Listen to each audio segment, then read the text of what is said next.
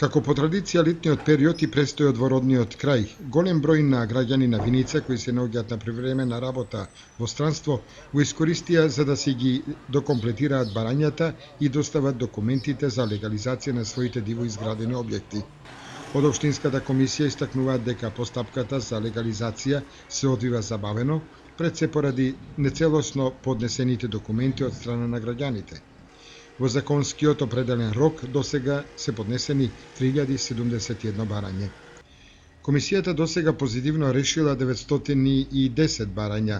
Од поднесените, 115 барања се во финална фаза за добивање на легален статус, додека 835 барања се во процедура, затоа што подносителите не доставиле квалитетна документација, не информира Мирко Ристов, председател на Општинската комисија за легализација на дивоградби.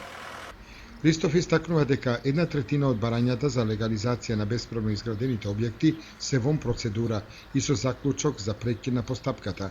Од нив 220 барања се со нерешени имотно-правни односи или оставински, а останатите 991 барање биле со некомплетна документација. Од Општинската комисија за легализација на Општина Виница истакнуваат дека најмногу барања за легализација се поднесуваат во овој период од годината, кога и присуството на граѓаните од Виница кои се на привремена работа во странство е мошне голем.